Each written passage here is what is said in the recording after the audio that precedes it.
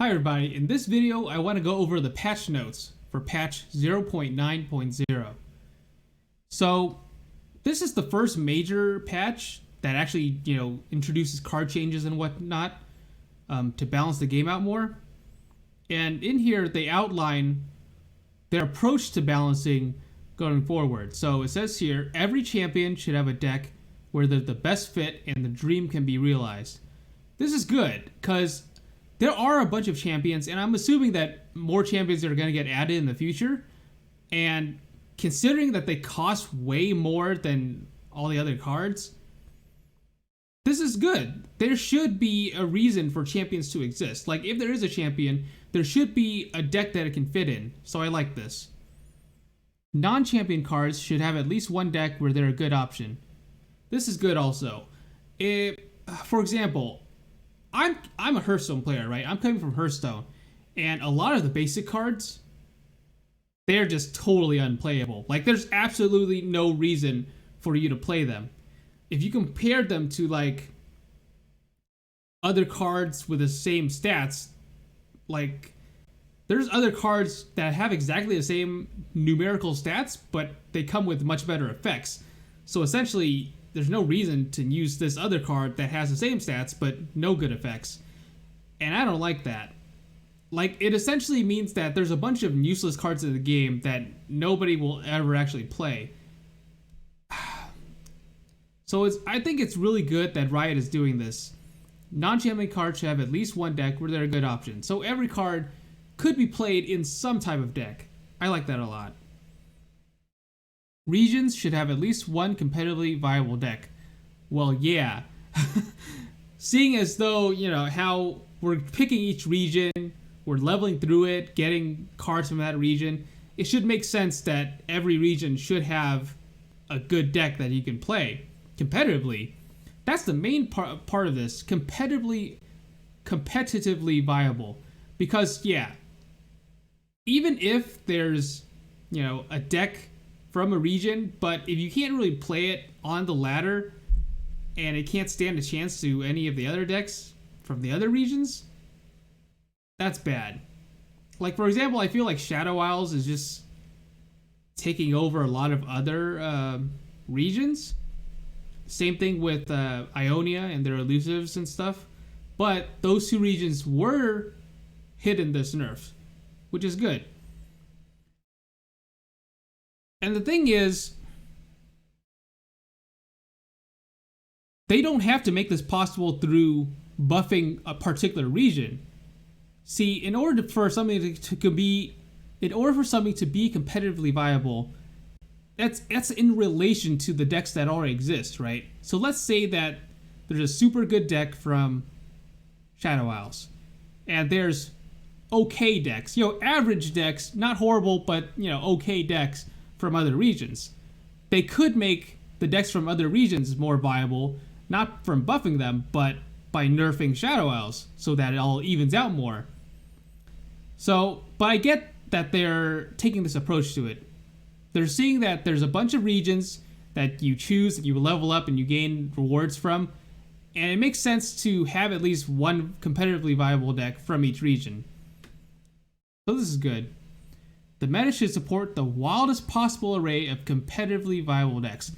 Good. So, okay. This is great.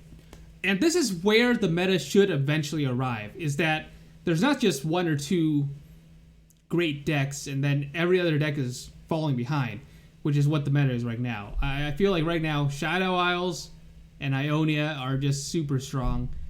And there are other good decks, but they just kind of fall short. So I'm glad that Riot is going to make an effort to just have a super wide array of competitively viable decks. That's how it was in Hearthstone, to a point. There were times where a certain type of deck was just broken and overpowered, but eventually they fixed it, and then on the ladder you would see all types of decks, and then the meta would just keep on changing over and over again. That's how I want things to be. I don't want there to be just one or two decks that are on the ladder all the time, like the way it is right now. I want there to be a whole bunch of different decks. Alright. So here's their schedule. Interesting. So they do want to avoid over nerfs. Good. Because I have experienced that in other games before. And it doesn't make sense to completely get rid of a type of deck or an archetype, you know? Unless, I don't know. I don't work at like a card game company, so I'm not really familiar with balance changes and whatnot. But if there is a deck that is fun to play, at the heart of it, a game should be fun to play, right? So if there is a deck that's fun to play, I don't see why you would completely get rid of it. Change it so that it's weaker if it's too overpowered, but getting rid of the whole entire idea when a huge amount of your player base likes it, I think that's a bad idea. Anyways, sorry, I'm rambling on a lot. Alright, so they plan to approach balance with a seasonal mindset, adjusting our methods as the meta goes through different stages between sets of new cards. Alright, good. Because it should be this type of procedure where they look at how the meta is doing, what's strong, what needs more balancing, and then adjust accordingly. So it's good that they're doing this incrementally instead of just making huge changes all the time, all at once. Because they're right. Like, it is good to make changes and balance the game out, but changing cards too much, it's not good because players want to get used to like a certain rhythm of things, right? And if things are constantly changing, you constantly have to adapt. It's good to a certain extent, but not to the point where you, like, for example, I've played games before where I'm playing it, I understand it pretty well, but then I leave it for a while, and then a couple of months I come back, and I don't know what the heck is going on. And I don't want Legends of Runeterra to be that way, because I feel like if players leave and they come back, they should still be able to, have an understanding of what the game is. Well, they could catch up by a little bit, but not be completely out of it. And I feel Riot can do this pretty well. I mean, if we look at League of Legends, right? Yes, they make a lot of changes throughout time, but if you know your basic mechanics like last hitting and map awareness and things like that, then you're not going to be too far off if you take a break. At least that's what I think anyways. So here's their approach of their seasonal schedule. New set of cards released, first balance patch, mostly medium-sized number changes based on an early sense of outliers, which is, I think it's this patch. Second balance update, significant updates to underutilized cards, and the main patch where you can expect any major champion updates. Oh, huh. Then I guess maybe it's this? No, that doesn't make any sense. Because I think I've looked at this patch already, alright? And I think this is mostly medium-sized changes. They did have some champion updates. A couple, though. Alright, the third balance patch, limited number changes to stabilize any meta issues. And then the next set of cards released. Alright, so they do plan to continuously add new sets of cards and then monitor how those cards are doing and make changes. This is great. This is really good for the game. Because introducing new cards means how I'm interpreting is new ways to have fun.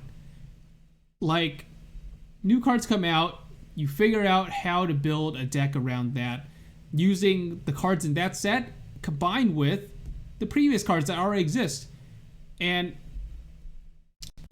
a lot of people approach deck building in a way that you take archetypes that already exist and then figure out any new cards in the new set that are going to strengthen that archetype further.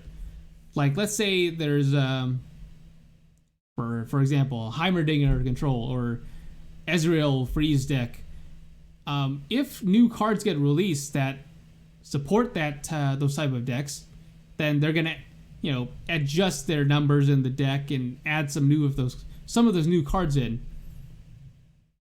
At least that's how I approach deck building. All right, let's see here. UI, deck builder, and animations. Okay, well, what did they do?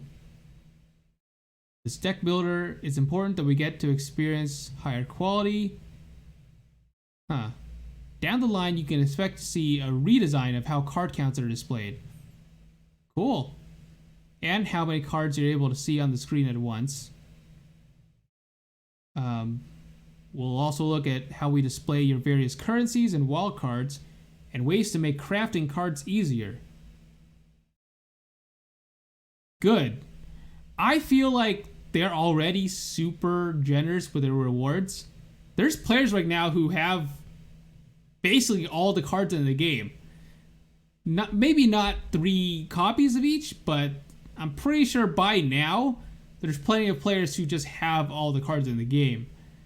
And I feel like even if you don't spend money and you're just purely a free-to-play player, it's super easy to craft cards. I'm a totally free-to-play player. I haven't spent any money on this game, and I feel like I've been able to progress through the game, pretty well. I'm in diamond rank right now, so I got to diamond rank without spending any money on this game. Just getting the weekly vaults and just playing games and winning games every day. That's already enough to craft like a pretty good deck. Several good decks, actually. Okay, and it says throughout the beta, we've been on the lookout for ways to make gameplay snappier and more responsive, and the length of some animations have come up as something we can improve. We want our games to look good, of course, but it also needs to feel good, and we don't want visual effects to feel excessive in a way that obstructs gameplay. In upcoming patches, you'll see both sped up animations and increased freedom to make moves without being blocked by in-progress animations. That is super huge. Like I said, I'm a Hearthstone player, and let me tell you, some decks, they use cards that take forever for the animations to complete, and it is so annoying. So I'm really glad that they're taking this approach to speeding up animations and making it so that you can make moves without being blocked by in-progress animations. That's great. Because it doesn't feel good to just sit there and watch a whole bunch of animations and you're just like, okay, I understand what's going to happen. I understand how this is going to play out. But the animations are just taking so long. I get what's happening here, but it's just taking so long. Oh man, if you guys are familiar with Shudderwalk in Hearthstone, oh my goodness. Like, when someone plays it as their lethal, effect, it's like, okay, I get it. You killed me, you won the game. I get it. But it's taking like 5 minutes to complete. It's so annoying. Whatever. Okay, so they buffed Lux, which is good because they said earlier they wanted to make it so that every champion could have a deck built around them, right? Lux didn't really belong in any decks. I think maybe, well, it would have to be something based on spells, right? So maybe Heimerdinger or Ezreal, she would fit in, but I don't know. So far, I haven't seen a lot of Lux on ladder. Not that I've never seen it. I have seen it, but I don't know. To me, she doesn't really make obvious sense in any decks right now. But now that they buffed her, maybe we'll see something. It's only a minor buff, though. She's still basically the same champion, just with slightly better stats.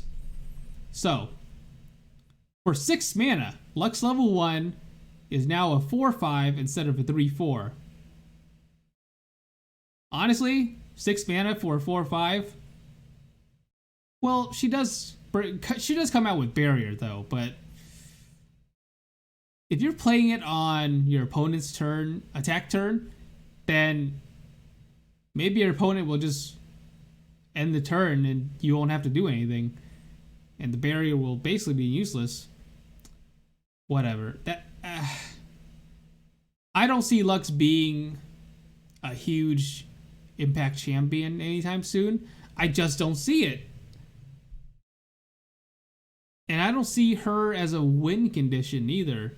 Like, okay, you get a final spark in hand, but how's that going to win you the game, though? I don't know. Maybe someone will prove me wrong, but as for now, I see Lux as still a weak champion, even after they nerfed her, giving her, one more power and one more health each level. So, regular, she's a 4-5. Evolve, she's a 5-6. Still, I think she's not strong enough yet. However, Yasuo, oh boy. Yasuo is someone who already had a deck built around him. There's already Yasuo decks. There weren't really any Lux decks. Popular Lux decks anyways. But I've seen Yasuo decks. Like, I've encountered Yasuo decks several times. And this buff, I feel like it's actually going to make a big difference. Because even before this buff, I fought against Yasuo decks, and they were already pretty strong to me. Like, not to the point of Shadow Isles, of where Shadow Isles is right now, but it was already a viable deck. Now that it's gotten buffed, I feel like Yasuo decks are going to become way more popular now. Because, yeah, now you only have to stun or recall 5+ units instead of 6+ units. That's huge. That means he's going to level up earlier. You're going to be able to wipe the whole board probably with some of the spells. This is great. I like this. Because Yasuo decks, annoying to play against, but I can see how some players will find it very fun.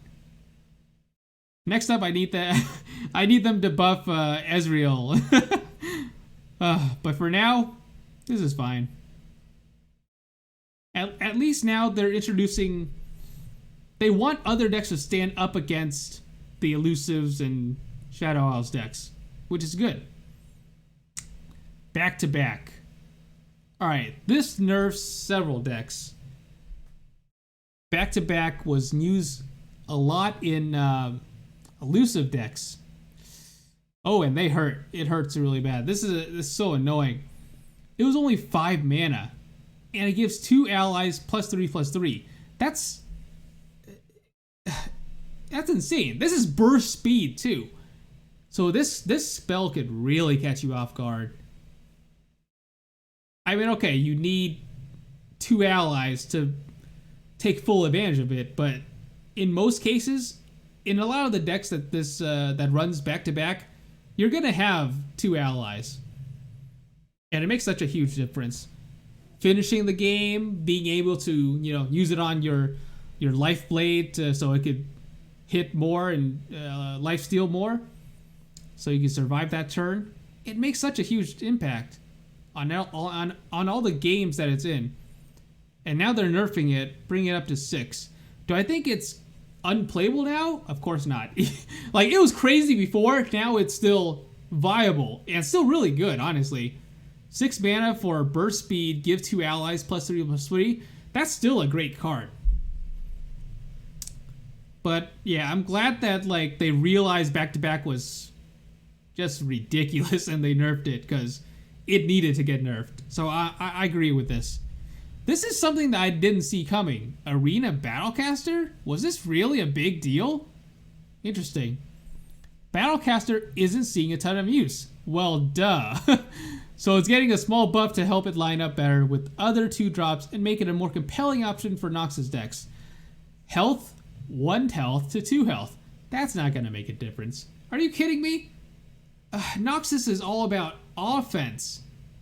Giving it 1 more health, I don't see how... I mean, okay. I can only see one way it really will make a difference, and that's if it's up against, one attack followers, or that spell that does 1 damage and summons a spiderling. But there's really not that many things where it matters that you have 2 health instead of 1 health, especially in a Noxus deck. I don't feel like this makes a big difference in an aggro deck, which is where this belongs. The Battlecaster, he belongs in an aggro deck. And giving it more health, I don't think it really does anything. Now, giving him more attack, making him a 3-1, it's not a 2-2, a 3-1. I think that would be much better. Or, giving him Overwhelm. Even if he only has 2 attack. Overwhelm could make a difference. But giving him more health, I don't think that's going to do anything. I think Battlecaster will still not see a ton of use. They're doing this because he isn't seeing a ton of use, but he's still not going to see a ton of use, in my opinion. I'm not going to...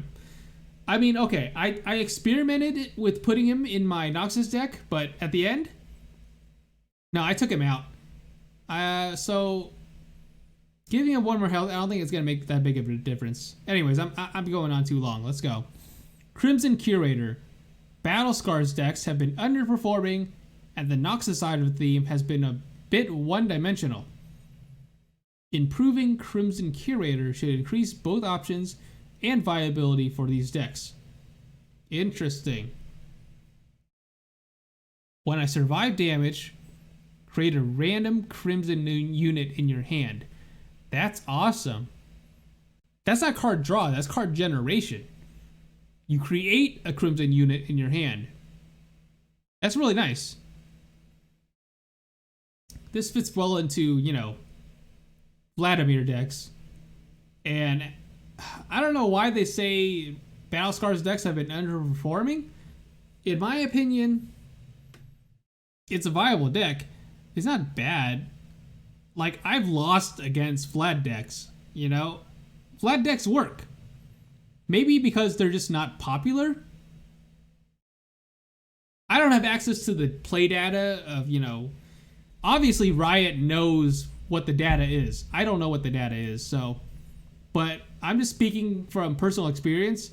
Vlad decks seem totally viable to play competitively.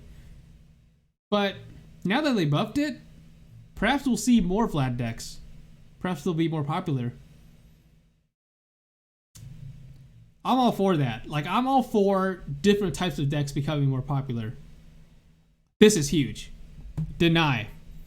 Deny was such a problem. I don't think you guys understand. Oh my goodness.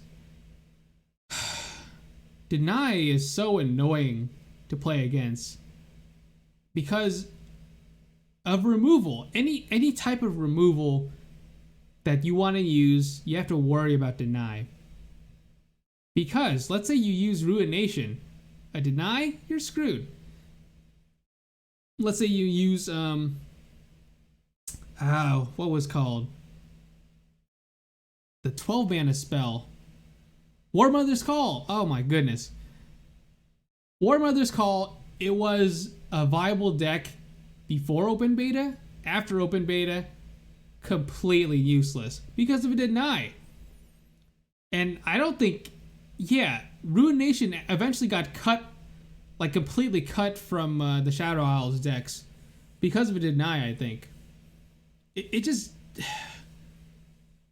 People had to worry about deny so much that they focused on burst spells rather than, faster slow spells because of a deny. It had such a huge impact on the meta, and I'm really glad that they're changing it to 4 cost.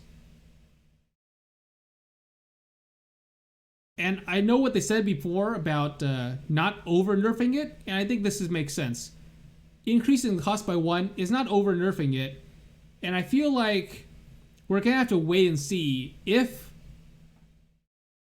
this is going to change the meta that much. Do I see them increasing it to 5? Oh, man. No, I think 4 might be okay. We'll see. I'm really glad that they did something to it, because deny was such a huge problem, in my opinion. It negated a lot of win conditions and board clears and things like that. It just didn't make sense that it only cost 3. So I'm happy about that. All right, Inspiring Mentor. This one, I feel this is a really good one too. And it's not really, okay, it is a nerf because of the way people use Inspiring Mentor to buff up elusives. So it really is a nerf. But they compensated by giving him 1 more health. So they did nerf him. By nerfing him, they're nerfing elusives. They're indirectly nerfing elusives. Even though Inspiring Mentor himself is not an elusive, he's essentially part of the elusive package because you use him to buff up elusives. But now he's not going to give a 1-1 buff. He's just going to give a 1-0 buff. Only 1 more attack. Which is fair. Because if you're elusive, you're not going to be targetable, or you're not be able to be blocked unless the other follower is an elusive. So in most games where I'm playing elusive, I don't get blocked anyways. And all that really matters is my attack damage, how much damage I'm doing to the opponent's nexus, because nothing's blocking me unless he has elusives. But if you're playing a game and the other person does not have elusives to block you, all that really matters is your attack. So I think this is fair.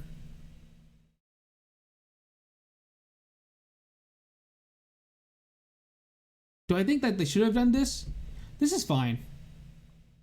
Yeah, because elusives, they're already pretty sticky on the board because of their elusive ability. So not granting them 1 more attack from Inspiring Mentor, I think it's just fine.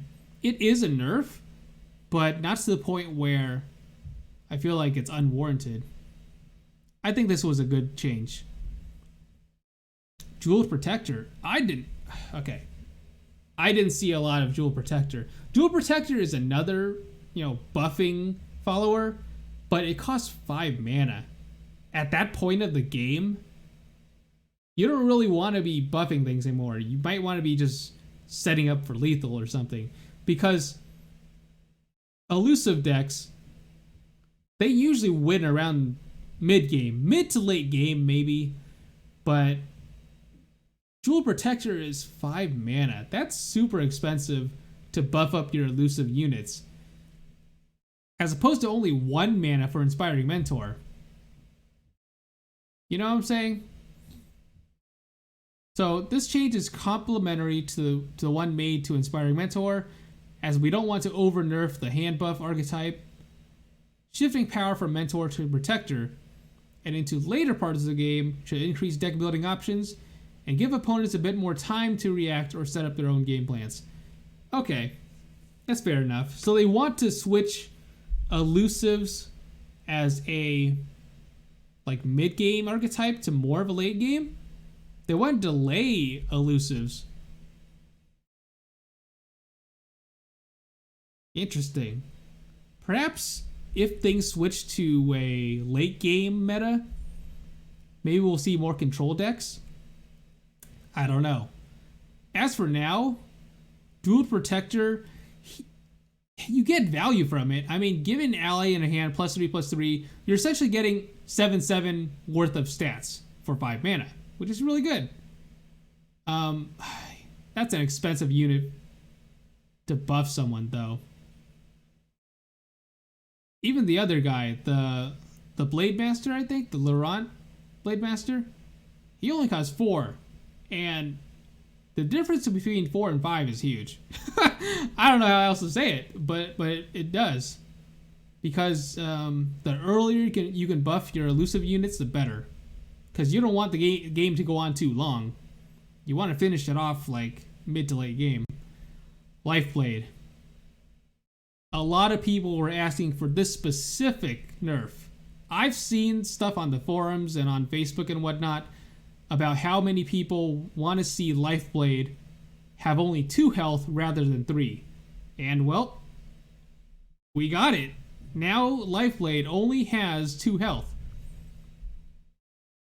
And I feel like I'm really glad that they targeted this elusive follower specifically, because in my opinion, this is the most important elusive follower because of the lifesteal and elusive. This is what's going to get you, your life total back up without having to have anyone block you or kill you. Because Shadow Owls, they benefit from themselves dying, right? Some of their effects trigger when a unit has died, like Black Spear and stuff like that. But Lifeblade pretty much just attacks the opponent's Nexus, gains life back, and if no one's able to block elusive units, then no one dies.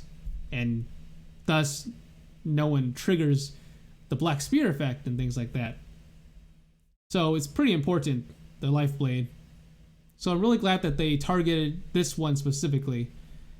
They do need to nerf Green Glade Duo. In my opinion, Green Glade Duo is just so good. Only costs 2, but it could go up to like 5 attack easily in a turn, And if you have 2 Green Glade Duos on the board, each time you put a follower down, you get +2 more damage to the opponent's board, assuming they have no way to block it. But still, oh my goodness, they need to focus on more elusive units than just the Lifeblade. But I'm glad they at least did something. Commander Ledros. Oh my goodness, I loved this card because it's a win condition in and of itself. By himself, he could win the game because he rounds down. When the opponent's health is at 1 and you play Commander Ledros, you win the game. Assuming that he has no way to stop it. And the last breath returns him into your hand so you can play it again. Super annoying to play against if you can get to the late game. The thing is, the meta right now rarely goes to late game. Riot is trying to change that, obviously. They said it outright. They want to switch the meta to more of a late game meta instead of the super aggro fast games that we have right now. They want things to last longer. And I think this is a good way to do that. Like, you're increasing the cost of things. Commander Ledros now costs 9 instead of 8. And something that's super important, now he cuts the Nexus health in half, rounded up,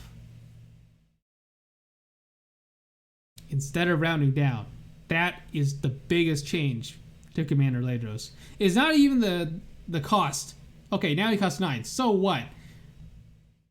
The thing that really makes him no longer a win condition on his own is that he now rounds up instead of down. So if, for example, the opponent's health is at 1, you play Commander Ledros, it's not going to go down to 0 anymore. You don't win the game by yourself. You got to have another thing that's going to do that 1 damage instead of just playing Commander Ledros, which is huge. All right. Raza. Thank goodness they hit Raza also, because a lot of people were complaining about this one. Honestly, I don't think they nerfed him enough. Kill the 2 weakest enemies if an ally died this round? What the heck, man? Whew. I think they should nerf him stat-wise, maybe. Maybe become a 6-5 or like a 7-4 or something. I don't know. I feel like they didn't nerf him enough. That effect is so good, so effective against so many decks. The requirement is actually not that bad. Okay, you have to kill one of your allies, but that's not hard to do at all. especially with Glimpse Beyond. You use Glimpse Beyond for 2 mana. Oh my goodness. And then use Raza? That's a great turn right there. But yeah, I feel like they didn't nerf him enough. I think they need to hit Raza with a slightly small nerf in addition to this one.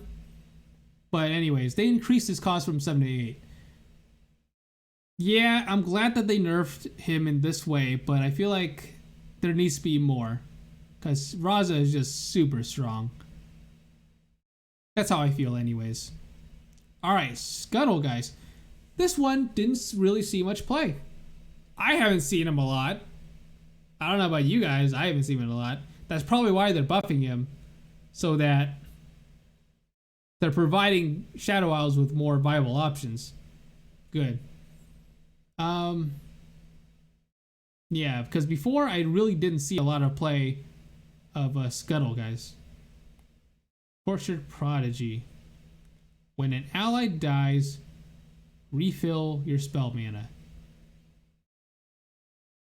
Nice. So it seems like this type of these type of cards would fit in a deck that focuses on killing your allies. So ephemeral decks. Yeah. Wraith Collar. Oh my goodness. Wraith Collar is so strong. I cannot believe it. I'm so glad that they actually nerfed him. Wraith Collar is ridiculous. But now it doesn't have Fearsome anymore, which is good. Now, if you summon him, he's not just a 4/3 Fearsome that summons a Wraith Collar. He's just a 4/3 that summons a Wraith Collar, which is great. Do I think that's fair? Yeah. Considering that if he doesn't get the Allegiance bonus, all he is a 4/3 for 4 mana. Yeah, that's fair. So you basically have to have a mostly Shadow Isles deck for this to work. So I think it's fine the way it is now. Without the Fearsome, I mean. So this was a great change. Because Wraith Collar, oh my goodness. He was included in every single Shadow Isles deck. Ridiculous. Like, you would think that, okay, you're going to fit this into a Fearsome deck because it's Fearsome and summons another Fearsome, so it belongs in Fearsome decks. But no, it just belongs in every Shadow Isles deck, which is just stupid. So I'm glad they made this change. Alright, the watch list. They're going to keep an eye on Fearsome, and they're going to keep an eye on control decks. Nice.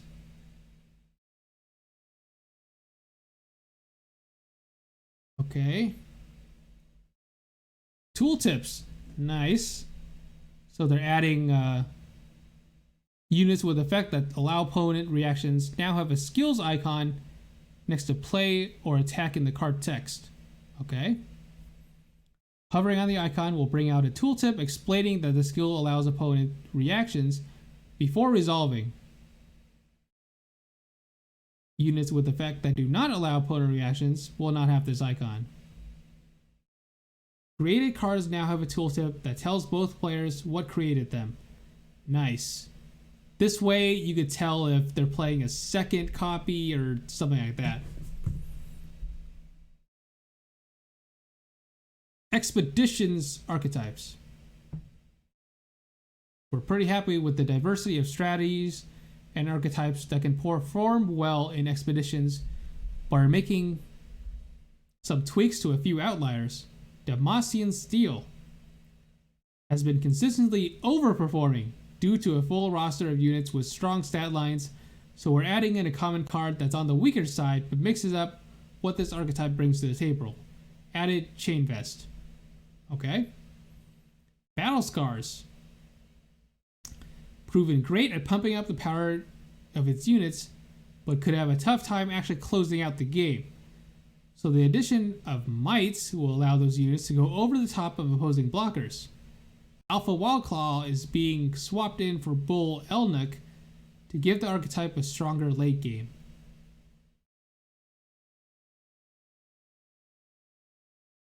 All right. So Bull Elnuck is gone. Removed Blood for Blood also. And now they added Might and Alpha Wildclaw. So there's going to be more Overwhelm cards in Expeditions. Suit Up has also been overperforming due to the consistency of Challenger units backed up by Frostbite and Barriers. So we're enabling the Battle Scars changes by making the opposite unit swap here. Added Bull Elnuck, remove Alpha Wildclaw. What?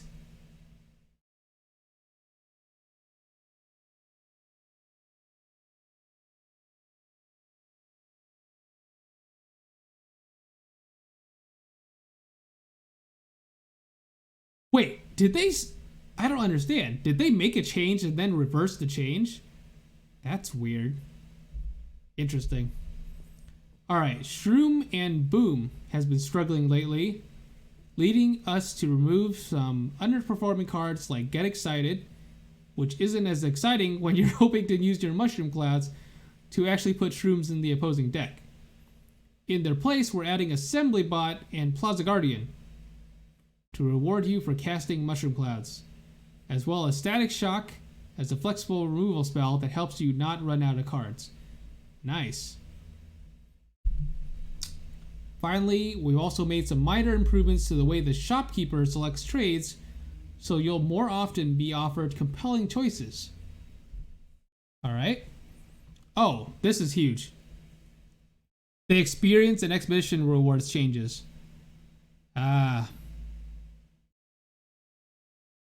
So we want players to feel Legends of Runeterra respects their time regardless of whether they prefer to climb ranked or GMAI games. Interesting. We identify some tuning issues that encourage players to play in ways they might not want to, simply because it was the optimal way to get experience. Okay. First up, end of trial bonus experience was too high relative to other modes. Yeah, that's why everyone was spamming them. The bonus experience is meant to account for the slower pace of expedition matches and time spent drafting, but it was so high that it was really just the optimal way to grind experience. Yeah, exactly. And, I mean, you can't blame players for doing things the most optimal way. You know? You play expeditions, you keep on playing them because you still gain the maximum amount of value in terms of the experience in the week. That's just the way it is. But now they changed it. They reduced it. So here's the end of trial experience reduced. Wow. So at 7 wins, it's now only 1,500 as opposed to 2,000. So, yeah, that's a big change actually. That means it's only 200, a little over 200 each win. You could basically get almost the same thing by just winning a bunch of what's it called, ranked matches. Then again, some players are just really good at expedition, more so than they are at ranked, so you can't really blame them. But yeah, this does change the fact that people will not really play expedition for experience anymore. Is this really going to change though? Well, I guess we'll see. I feel like they're making this change to test things out. But if they're doing this, right, then it's going to make it so that they have to play ranked matches. People are going to do things the optimal way regardless, all right? And if they're nerfing the expedition experience, people will just do the next best thing, whatever it is. And that, I don't think that changes the fact that they feel like they have to do it. Anyone who wants the most optimal experience, regardless of how you do it, they're going to do that thing regardless if they like doing that or not. And they're framing it in a way that makes it look like people are playing Expedition even though they don't really want to. I don't know about that. In my experience, from hearing what people say, a lot of people actually enjoy playing Expedition. So maybe they're just playing a lot of Expedition simply because they want to play Expedition. And as an added bonus, that's also the most optimal way to gain experience. But I understand their concern. They don't want people to play Expedition simply because it's the most optimal way and they don't want to play it necessarily. Alright, we'll see what happens. I'll pay attention to what people say about this. They're also adjusting PvP win experience. Alright. To help folks out looking to heavily grind experience or just play a ton. That's me! I don't like to do the Expedition thing. I like to just play a bunch of PvP. So I'm really happy about this. That means that, I'm getting more. So, base PvP win, 200 in normal ranked, 100 in expeditions, no change. Good. 1 to 10 wins, full experience. 11 to 15 wins, minus 50 experience. 16 to 20 wins, minus 100 experience, no change. 21 to 30, minus 150 experience. 31 plus, minus 200 experience. Oh, never mind, they're bumping it up. So, see, before it used to minus 150 from 21 to 30, and 31 plus wins was minus 200. Now they're just making it minus 100, anything after 20. That's great. Actually, no, because minus 100 already starts at 16. So, oh my goodness. So yeah, instead of, punishing grinders, they're actually encouraging you to grind more PvP wins. Because now, anything after 15 wins, it's just going to be minus 100. So even if you're playing 50 PvP matches a day, it's still going to be minus 100. I like this. You know why? Because I play a lot of PvP matches. So it's going to help me out a lot. Oh, alright. Friend Challenge. Oh, Friend Challenge wins now grant 100 experience for the first 5 and 0 experience for 6 plus. Losses and ties now grant 0. Friend Challenge matches no longer count towards daily PvP wins. Alright. Ooh. Expedition rewards. We've heard some frustration that a 6-win run rewarded only 33% of the shards, 1,000, needed to play another expedition. While we believe overall expedition rewards are in a good spot, we're shifting some of the rewarded shards from 7 wins to 6 wins to make sure the latter achievement still feels appropriately rewarding.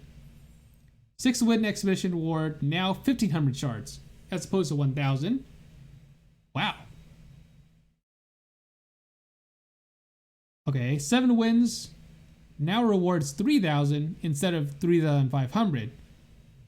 That's good. Now things feel more balanced.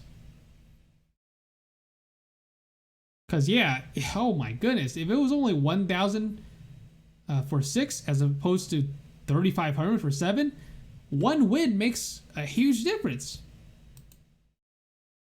I'm glad they made this change. That's good. Let's see, PC only. We've added an FPS option in the settings menu. Okay. I'm probably going to put mine to 60 plus. Will drain batteries very quickly. Are they saying this stuff like in preparation for the mobile? Because it says on PC only, we've added, but it's not available on mobile yet. the game is PC only, so why would they add that at this moment? I don't understand. Perhaps mobile version is coming soon? I hope that's the case. I want to play it on mobile. Alright. Damn, this is a big patch. There's a lot to go through. Alright, the mana curve now indicates number of cards at each cost. Bug fix for max. Card count not showing up. Honestly, most of this is whatever.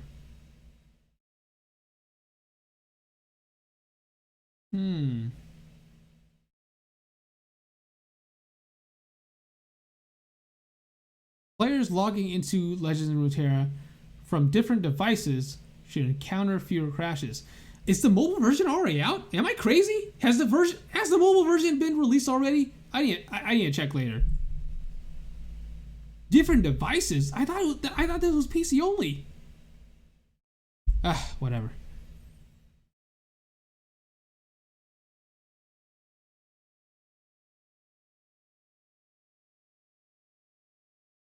Whoa. Massive nerf to high APMers. Players can no longer discard the same card to multiple spinning axes by quickly chaining them. What? I didn't know that was a thing, but okay. Anivia summoned from deck will now correctly level up if her condition has been met. Good. Alright, that's it. So, the things that stood out to me, or the things that I like most about this patch, first of all, the experience changes. It rewards grindy players like me who play hours and hours of PvP matches all day. Now I'm going to get more experience by winning my PvP matches, which I like. That's good. Exhibition archetypes, I'm not really a big exhibition player, so I don't really care about that much. The changes that they made to the Shadow Isles cards, like Wraith Collar, Raza, and Latos, good. I'm glad that they're nerfing them in some way as opposed to not at all. So that's good. I would also like to see them nerf more of Shadow Isles, honestly, because Hecarim is super strong.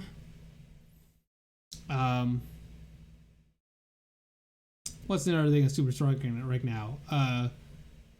Glimpse Beyond, super strong. Like, if you're looking at it, I feel like when they first made that card, they didn't really have a good understanding of the game. But, like, when you're first playing the game and you're thinking, oh, I'm going to use this, destroy one of my own allies, and then draw 2 cards. I'm drawing 2 cards as a reward to offset the fact that I destroyed my own ally. However, the way that's really used is if your opponent is using something that's going to kill them anyways, you're going to use the Glimpse Beyond to basically deny them. It's kind of like a deny that draws you 2 cards. Sort of. Like, for example, let's say you're using Grasp of the Undying, right? In order to drain 3 health. If that ally dies, you don't drain the 3 health. Like, it just fizzes up. And that could, that might cost you the game because you were planning to heal up 3 more health in order to survive. But Glimpse Beyond would deny that. So the way that it's actually used in games, in the meta right now, it's a little problematic, in my opinion. So they probably should look at that. Some people say that Market the Isles is also problematic. I would say that too. You're getting 3/3 stats for 1 mana. And yeah, it's getting ephemeral, but you're using it so that you could have like a burst of like stat-based damage, buff up your minion so that they kill this other minion, right? So it gets the job done very effectively. um, what's it called? There was a card in Hearthstone that's very comparable to it. You basically, I think, what was it? I don't know. No, yes. It was you buff up your minion by like 4/4, and then it dies at the end of the round. I think that's what it was. But yeah, like this game depends a lot on tempo or like burst damage, and getting +3/+3 for 1 mana, that could close out the game right there, you know? Or it could have a huge impact, because okay, it'll die, but a lot of the times, Shadow Isles followers, you only really need that 1 round in order to make a huge impact on the game. And it's a really great finisher, too. So yeah, there are other cards I think they should look at in Shadow Isles. I don't think they nerfed it enough, honestly. I think Shadow Isles is still going to remain super strong. Elusives, I feel like they were too indirect with nerfing elusives. I think instead of doing this, they should actually directly nerf elusives. Like, this elusive, we're gonna nerf it this way. This other elusive, we're gonna nerf it this way, etc. Because this, I don't think it's gonna nerf it enough. They're still gonna be OP, honestly. Deny, I like this change. This is probably my favorite change out of this whole patch. I feel like it's a fair nerf. The Noxus units, I don't really pay attention to that too much. Back to back, good nerf. Yasuo, good buff. Lux, I don't think this really does much. Okay, you changed her stats a little bit. I don't think it's going to do much. I think we're going to continue to not see Lux in any deck ever. That's just me. Maybe I'll be proven wrong after the patch, but I don't think it's going to matter. Alright, and that's pretty much it. Wow, this took a long time. If you guys watched this the whole way through, thank you. And if you guys like it, just subscribe to my channel. I'll be making more videos in the future. I'll be going over more patches in the future. And I want to thank you guys for watching me if you do, and see you guys next time. Bye.